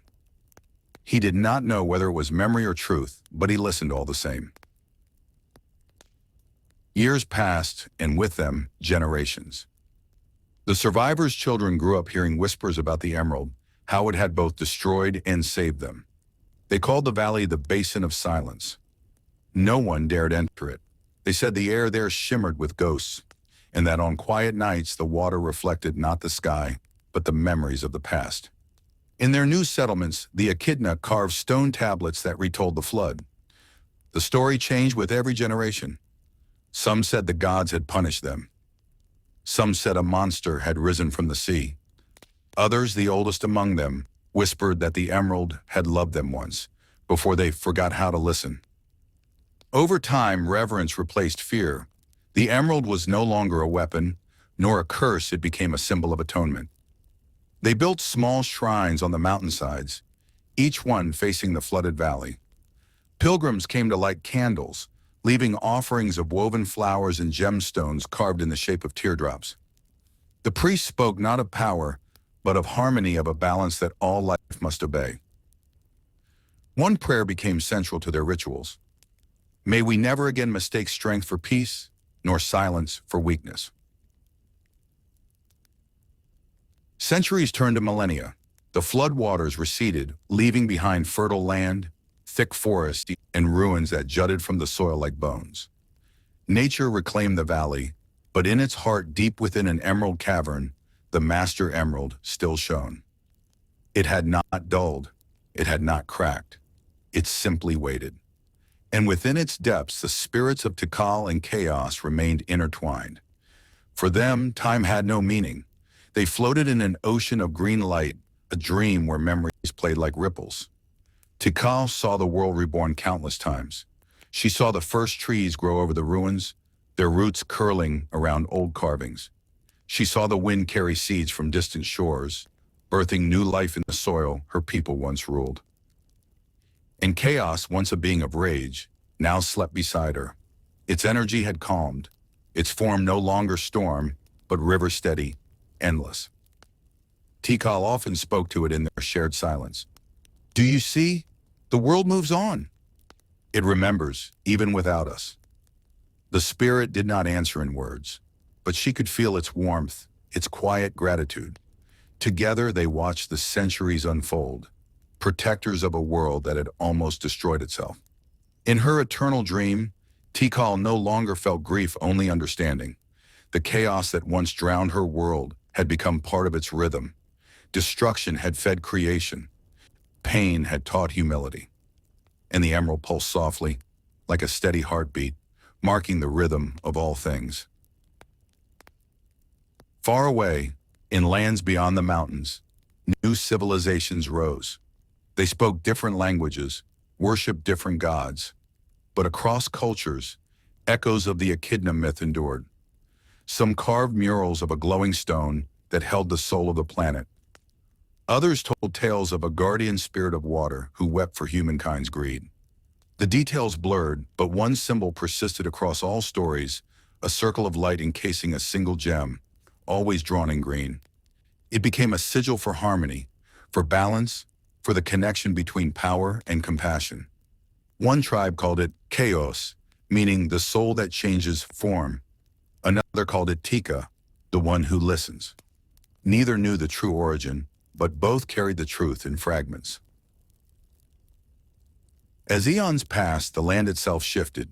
Mountains eroded, rivers carved new paths. The Basin of Silence became an island, surrounded by endless sea. The great temple that had once reached the clouds now stood half buried beneath vines and moss. its stone steps worn smooth by time. Yet the Master Emerald remained untouched. It radiated a quiet energy that kept decay at bay, the air around it eternally calm, the grass perpetually green. Animals gathered near it. The gentle Chow returned, born anew from the planet's life force, fluttering and humming around the altar. They tended the garden without knowing why, as if some ancient instinct called them home. And above them, faint in the starlight, the silhouette of a great guardian watched. Chaos, still bound by the emerald, had become one with the flow of life. No longer a being of vengeance, it existed as pure balance, both protector and witness. It did not sleep, for it did not need to. It simply was. Sometimes when lightning flashed in distant storms, its shape appeared for an instant, a reminder to the world that the old forces still lingered. But even peace must evolve. Somewhere across the sea, explorers discovered the island. They found the ruins, the carvings, and at the heart of it, the emerald. They did not understand what it was, but they felt its pull. Their instruments faltered near it, their compasses spun. They tried to touch it, but the air shimmered like glass. Those who forced their way closer claimed to hear voices, echoes of a girl, and something vast whispering in unison. Do not awaken what you do not understand. Most fled in fear. A few stayed, building small camps nearby to study the anomaly. But over time, strange dreams haunted them. Visions of water, of ancient cities, of a guardian with glowing eyes. They began calling the island the floating shrine, believing it to be a bridge between the mortal world and the heavens. And in a way, they were right. The emerald's energy grew restless, responding to the curiosity of humankind. The air shimmered more often. The ground hummed faintly, as if remembering. Deep within the gem, Tikal stirred. The world awakens again, she whispered to chaos. Do you feel it? Yes, the spirit replied, its voice like the sound of waves against glass. The cycle begins anew. Will they listen this time? Some will, some will not, but balance will find its way, as it always does. The emerald's pulse quickened once, twice before settling again into stillness. And then something changed. The land beneath the shrine began to rise. Slowly, gracefully, the earth lifted, carrying the temple and its gardens high into the clouds. The explorers fled in terror as the ocean fell away beneath them. The island had become Angel Island, suspended in the sky by the will of the Master Emerald. No one knew why it rose, perhaps to protect itself, or perhaps because the world below had once again grown noisy. But above the clouds, it floated untouched, a silent sanctuary where the past could sleep undisturbed. Centuries later, new guardians were born, descendants of the Echidna bloodline, drawn by instinct to the emerald's light. They could not explain the pull they felt, only that their ancestors' whispers called them to protect what remained. Among them was one who would inherit both the solitude and the duty of those before him. His name would one day be known across legends, Knuckles. But that, the emerald whispered, was a story for another age. For now, the balance held. Above the clouds, the gardens shimmered in perpetual twilight. The Chow danced in the pools.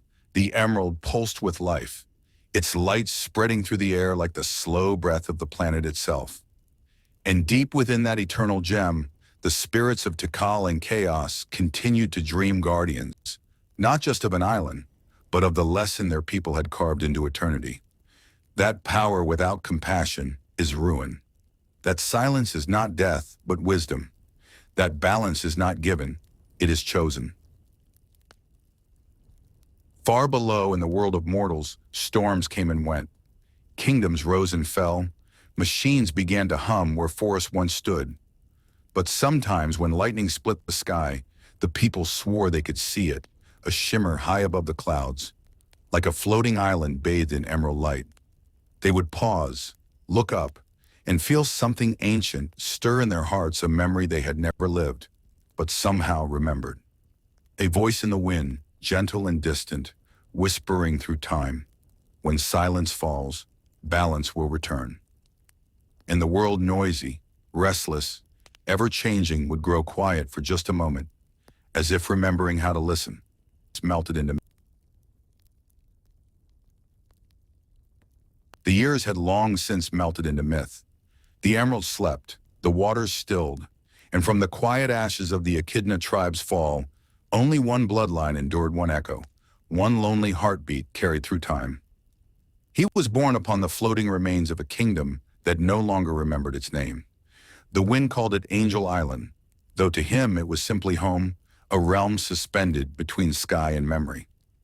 Its mountains pierced the clouds like jagged emeralds. Its rivers shimmered with the reflection of a light that came from within. He was the last Echidna, the final sentinel of the Master Emerald. His name was Knuckles. Knuckles did not know the stories, not as the elders once did, with painted walls and whispered songs. He had no council of ancestors, no Tikal to guide his dreams. Only the stone temple remained, its great emerald humming in the center of the floating isle, like the slow breath of an ancient god. Every sunrise, Knuckles would climb the worn steps to the shrine. The moss-covered stones were older than the clouds themselves. Each carved symbol, a language he couldn't read yet, somehow felt in his bones. Circles spiraled into circles, the ancient mark of Kara, the world's heart. He would sit before the Master Emerald, feeling its steady thrum ripple through the air. It was not silent, never silent. The emerald spoke in tones, in tremors, in tiny whispers that only a soul bound to it could perceive. Sometimes the voice sounded like water. Other times it was a heartbeat. And on rare, haunting mornings, Knuckles could almost swear he heard a woman's voice, soft and distant, like someone remembering him from another life. "Protect it," she would say, "not because it is yours, but because it remembers." Knuckles didn't understand the message, not yet. He was a guardian by instinct, not by inheritance. The island floated because the emerald willed it so, and if ever danger approached, he could feel the air shift, the hum turning sharp, the balance trembling. To others, the Master Emerald was a relic of power. To Knuckles, it was a pulse, the very rhythm of his being. He did not question why he was chosen. He only knew that to leave it unguarded was unthinkable. He lived by silence. He trained alone. His world was bound by wind and stone, the unending horizon and the song of the emerald. Oh, but loneliness, like erosion, is slow and patient. It wears the heart even when the will remains strong. At dusk, when the island floated low enough that the sunlight scattered into crimson streaks, Knuckles would wander the temple's outer rings. The carvings there told stories, fragments of the past he could not quite piece together. Figures etched in the walls showed echidnas kneeling before the emerald, their hands outstretched, surrounded by waves. Another carving depicted a woman standing beside a towering figure made of swirling water. Their faces turned toward the sky, their forms half fused with light. He would trace these carvings with his fingers, feeling the grooves like scars on time itself. "Were you my people?" he'd whisper. "Did you live here before the sky carried us away?" No answer, came only the wind passing through the broken archways, like the exhale of forgotten gods. Sometimes when night fell and the stars were clear, the emerald would glow brighter, casting a green veil over the entire island. The jungle leaves shimmered with that glow. The rivers turned glass-like. The whole island seemed to dream in unison. It was then Knuckles would lie beneath the shrine's great steps, staring into the sky, wondering if the stars above were the same his ancestors had once prayed to. He imagined their voices chanting to Kara, believing in balance, harmony, peace. He imagined Tikal standing before the emerald, her hands pressed to its core, her heart filled with hope. He imagined Pachacamac's armies, their ambition burning brighter than reason, and the moment the world broke under its own pride. Though he did not know their names, he felt them. Every guardian who had stood before the emerald left a shadow, and in the quiet, those shadows spoke through him. Sometimes he dreamed.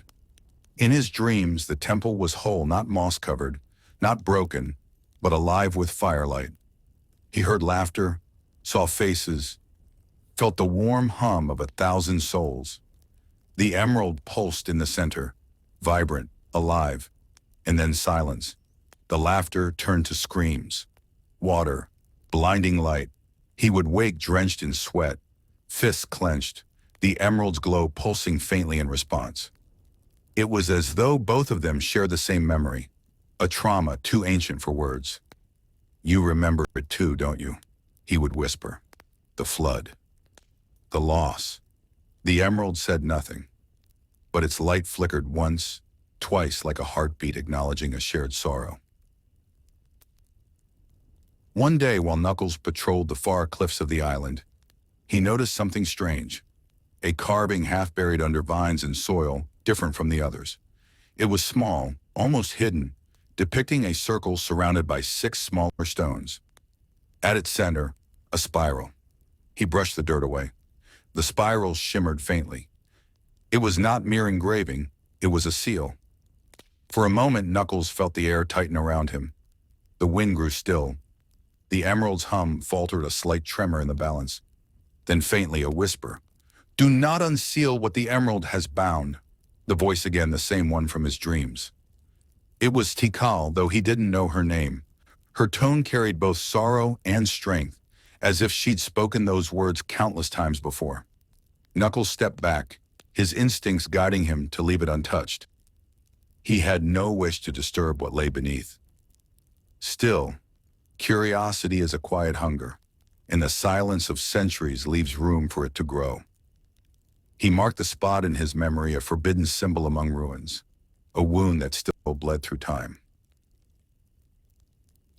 Days turned to weeks, and the wind whispered differently. Angel Island was drifting lower. The emerald's energy pulsed unevenly, its glow dimming at dusk. Knuckles could feel it, the balance shifting. He pressed his palms against the emerald's surface, feeling its warmth fade in and out like a tired heartbeat. "What's happening?" he murmured. "What do you need me to do?" The emerald's response came as a vision. Not words, not sound, but light. A great wave, a shrine in ruin, and a figure, chaos bound in sorrow, not rage. And beside him, the faint form of a woman whispering, "Remember us. Remember balance." When Knuckles awoke from the trance, he understood one thing. The emerald was not only power, it was memory. And memory, when left alone, fades. He was not just guarding a gem, he was guarding the world's remembrance. That night, Knuckles stood at the edge of the island, gazing down at the world below, oceans shimmering in moonlight, cities faint in the distance. The world had moved on. Machines flew through skies once ruled by gods, and yet none seemed to remember the emerald that still held the sky aloft. He wondered if balance still mattered, if anyone still cared. "Maybe that's why I'm still here," he said softly. "Not just to guard it, but to remind the world that peace isn't eternal. It has to be kept." The wind rustled through the trees in quiet agreement.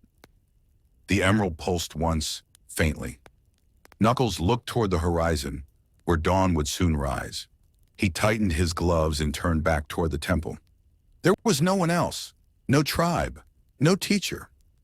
But he would not fail them. He would be the silence that remembered. He would be the guardian who endured. The night that followed was restless. The island drifted under a half moon, its clouds glowing like silver sails. The master emerald pulsed faintly, its glow barely touching the moss-covered stones. Knuckles felt his heartbeat weaken and strengthen in uneven rhythm, like something struggling to stay awake. He sat before it, cross-legged, eyes half closed, breathing in time with its faint hum. The silence between them was not empty, it was heavy with old things. Promises, echoes, regrets. He could almost feel the souls of the tribe still lingering in the air, watching him with unseen eyes. "Why me?" he whispered. "Why this burden?" The wind carried no answer, but then, as the emerald's surface flickered, light spread outward, soft and green like a living breath. The temple around him dissolved into mist. The air shimmered, and when Knuckles opened his eyes again, he was no longer in the waking world. He stood at the edge of a vast, luminous ocean. Emerald waves stretched endlessly under a twilight sky. Shapes of ancient ruins glowed faintly beneath the surface, and standing at the water's edge was a figure gentle, radiant, her form half made of light and memory. Tikal. She turned toward him, her eyes filled with both sorrow and serenity. "You have heard the emerald's call," she said softly, her voice echoing like ripples on the surface. "You are its chosen, as I once was." Knuckles stepped closer, cautious but unafraid. "Who are you? Why do I see you in my dreams?" Tikal smiled, though her expression was tinged with melancholy. "I am what remains of a promise, a fragment of the tribe that once guarded the emerald with love and reverence. We failed it, and in doing so, failed the world. Now you carry what we lost." Knuckles frowned, his fist tightening. "Failed? You mean the destruction, the flood, the guardian they called chaos?" At the name, the air shifted. The waves shimmered, and within them, Knuckles saw a great form move, a towering being made of water and light, eyes glowing with sadness deeper than the sea. "That is chaos," Tikal said. "He was never meant to destroy. He was our protector, the soul of the Chow, born of kindness, meant to preserve harmony. But when we turned the emerald's gift into greed, we broke him. His pain became the flood that ended our time." Knuckles stared at the creature in silence, the enormity of the truth sinking in. "So, he wasn't evil, he was betrayed." Tikal nodded. "As all guardians are in time, when those who depend on them forget what they guard for." The dream deepened, the emerald's light wrapped around them, revealing visions, flashes of the past. He saw the Echidna tribe alive once more, their temples glowing, their songs rising like prayers. He saw Pachacamac's army, the march toward the shrine, Tikal's desperate plea. Then, the moment chaos awoke, the flood, the silence, the sealing within the emerald. And then nothing, just stillness. When the visions faded, Knuckles found himself kneeling. His heart felt heavy with echoes of lives he had never lived, but somehow carried. Tikal approached him, her hand hovering near his shoulder. "The emerald chose you not because of power, but because of patience. You are the stillness after the storm, the echo after the scream. You are the memory that endures." He looked up at her, his eyes catching the reflection of her light. "But I don't know how to be that. I don't even know who I am beyond this duty." Tikal smiled faintly. "Then learn, Guardian. Balance is not silence, it is understanding. The world will call upon the emerald again. Chaos will stir again. And when it does, you must be the bridge between memory and mercy." The wind began to rise, and the world started to blur around them. The waves turned to glass, and Tikal's form flickered like fading starlight. "Wait," Knuckles said, stepping forward. "Will I see you again?" Her voice softened, almost a whisper. "I am always here in the hum of the emerald, in the wind through the stones. You are never truly alone, even when you believe you are." And with that, the light folded inward, collapsing into the emerald's glow, and Knuckles awoke. He was back in the shrine. The emerald pulsed gently now, its color deep and steady. Dawn light spilled across the floor. For a long moment, Knuckles just sat there, breathing not as a soldier, not as a sentinel, but as someone who had just touched something far older than time itself. He rose slowly, his movements calm, his purpose clearer. He no longer looked at the emerald as a master or even as a sacred object. It was a companion, a living memory that needed him as much as he needed it. When he stepped outside, the air was crisp, washed clean by morning mist. Birds scattered through the treetops. The island hovered high again, steady. Balance restored for now. Knuckles walked along the cliffside, looking down at the world below. Oceans and continents stretched beneath the clouds, alive with light and motion. He could see faint sparks of cities, the world of humans, oblivious to the silent guardian above them. He wondered if Tikal had seen this too, this strange, beautiful new age. He wondered if she still dreamed, somewhere inside the emerald's light, watching over him as he once watched over her memory. By midday, Knuckles returned to the temple to begin his rounds, the same daily ritual. But now it felt different. Each sound carried weight, each step meaning. The emerald's hum followed him, gentle and rhythmic. He paused at one of the old murals he had often overlooked, the one depicting a spiral surrounded by 6 smaller circles. Tikal's words echoed in his mind. Balance is not silence, it is understanding. He realized the spiral was not a warning, it was a map. Each circle represented an emerald, all orbiting the center, all bound by the same pulse. The Master Emerald was not merely a relic, it was the heart that linked them all, the anchor of harmony itself. And Knuckles understood something then. His guardianship was not only of the emerald, but of connection, the unseen thread that tied chaos and calm, past and present, all worlds into one rhythm. He placed his hand against the spiral, feeling warmth pulse through his palm. The stone responded faintly, almost alive. The emerald hummed in the distance, resonating. He closed his eyes, whispering a quiet vow. I will not let the world forget again, not while I stand. That evening, as twilight painted the island gold, Knuckles sat on the temple steps watching the sunset. The emerald's reflection shimmered across his fur, casting long, serene shadows. The wind carried faint whispers, not words but feelings, gratitude, remembrance, peace. He felt the presence of Tikal, faint but real, in the gentle awareness of chaos slumbering far below the ocean's surface, no longer in rage, but in rest. Knuckles smiled faintly. For the first time in his life, he felt less like the last of his kind, and more like part of something eternal, a circle that would never truly break. He leaned back, watching the sky turn from gold to violet, the stars emerging one by one. The emerald's glow softened with the night, beating quietly, patiently, the heart of the world still alive. And as the Guardian closed his eyes, the island drifted higher, carried by unseen forces, surrounded by the hush of clouds and the endless hum of memory. The Master Emerald dreamed, and within that dream, the tribe still sang, voices of water, wind, and stone, bound in harmony once more. For as long as Knuckles breathed, their story would not vanish. The silent Guardian would keep it alive not through words or monuments, but through the stillness that listens, and the heart that remembers.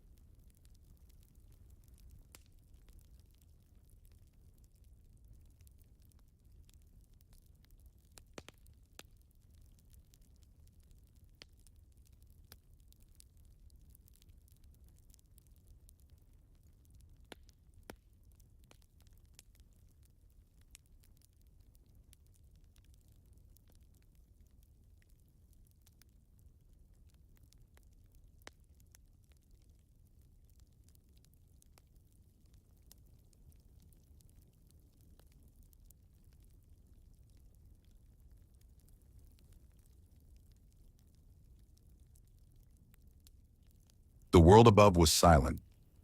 Angel Island drifted in a cradle of clouds, the air thin and sweet. Below, the ocean stretched endlessly, a great mirror of time, reflecting stars that once guided the ancients. Knuckles slept at the steps of the Master Emerald.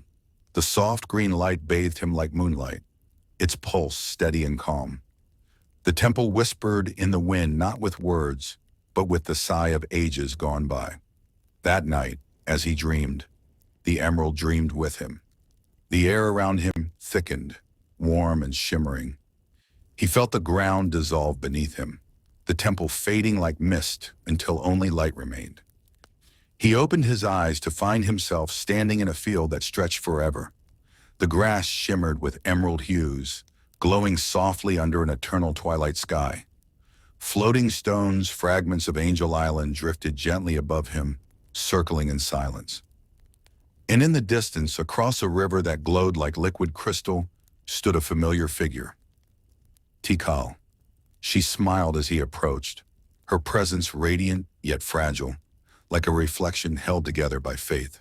"You came again," she said softly, her voice echoing through the dreamscape like a breeze across water. Knuckles looked around, awed by the beauty. "This place, it's alive." Tikal nodded. "You stand within the Emerald's memory, the dream that binds all things. Every guardian who has ever touched its surface, every soul who sought its light, leaves a trace here. You too are part of it now." He stepped closer to the river, kneeling to touch the surface. Ripples spread outward, reflecting faces he did not know, warriors, children, the elders of the lost Echidna tribe. For a brief moment, he saw them smiling, their eyes gentle. Then the image faded, leaving only stillness. "Is this what remains of them?" he asked quietly. Tikal's expression softened. "It is what endures. The tribe may have fallen, but their truth was never lost, only transformed. The Emerald carries all memory. It dreams of balance, even when the world forgets." Knuckles stood in silence, absorbing her words. The air around them shimmered faintly, as though the Emerald itself were listening. They walked along the glowing river, their reflections moving side by side. Above, the stars shifted slowly, constellations unfamiliar to the waking world. Tikal glanced upward. "Each star," she said, "is a heartbeat of the Emerald, a rhythm that connects the heavens to the earth. The ancients once knew this. They built our temples in alignment with these stars, believing the Emerald's energy flowed through them like breath." Knuckles looked up, tracing their patterns with his eyes. "So even the sky remembers?" "Yes," she replied. "Everything remembers. That is the nature of harmony. Nothing is ever truly lost, only transformed. The light that fades in one age becomes the dawn of another." Her words settled deep in his mind, soothing and strange. For so long, Knuckles had thought of his duty as isolation, guarding the Emerald, keeping it safe, protecting balance from those who would steal it. But now he saw something greater. He was not only a protector, but a participant in an endless cycle. Every guardian was part of the same dream, a lineage not bound by blood, but by purpose. They reached a great tree at the center of the field, its roots spread wide, glowing faintly as if fed by the Emerald's own energy. Hanging from its branches were countless small lights like fireflies frozen in time. Knuckles gazed upward. "What is this place?" Tikal rested her hand on the trunk. "The tree of remembrance. Each light is a soul once touched by the Emerald, those who gave, those who took, those who learned. The Emerald keeps them close, weaving them into its eternal dream. Even chaos rests within its roots."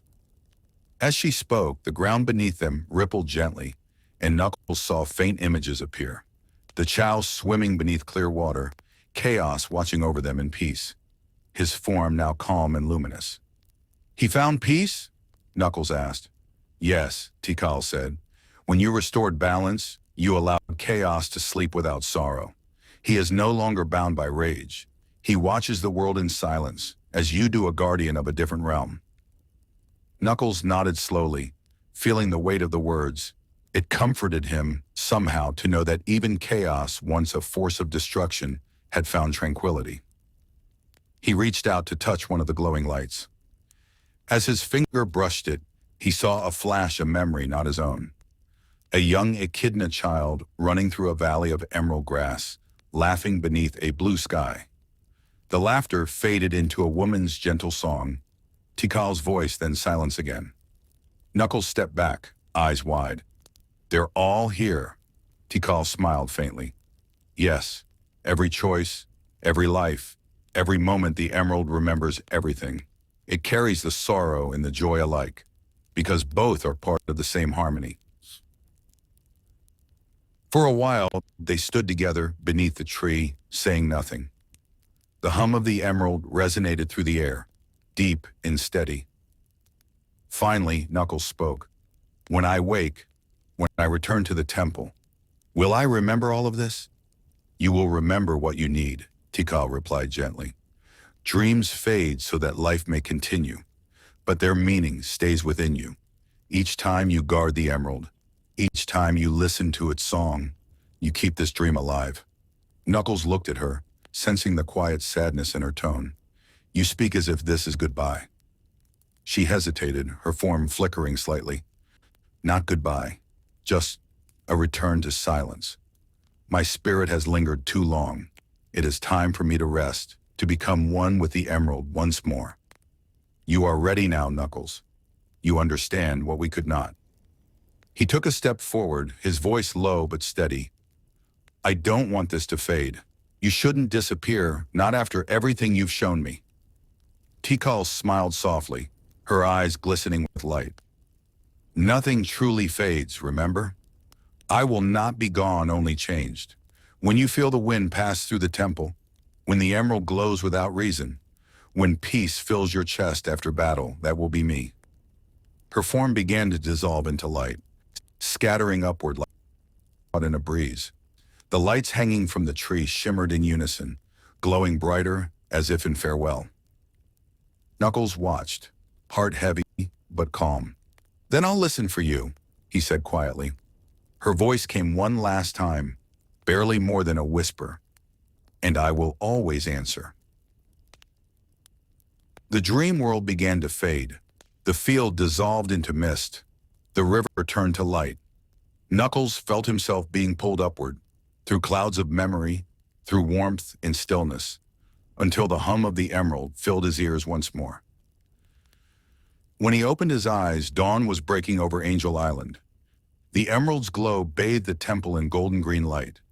The air was still, peaceful. He sat there for a long while, watching the sunrise. No voice spoke, no vision appeared, but he felt her presence, gentle as breath, steady as heartbeat. He rose and stepped outside the temple. The world below shimmered with life waves crashing, forests swaying, sunlight touching everything in gold. And for the first time in his life, Knuckles smiled, not with pride, but with quiet understanding. The world did not need to know his name, nor the emerald story. What mattered was that it still turned, still breathed, still dreamed. The emerald pulsed behind him, a rhythm in perfect harmony with his own. The dream, he realized, had never ended. It only changed shape from light to memory, from silence to wind, from one guardian to the next. He would live his life as part of that dream, carrying its peace, its strength, its history, not as a burden, but as belonging. The night that followed Tikal's final prayer was unlike any other. The stars over the island shimmered as if in mourning, their reflections trembling in the waters below. The temple of the Master Emerald no longer thrummed with life and chaos. It breathed softly, peacefully, as though it too had fallen into a long slumber. Beneath the emerald light, the world had grown still.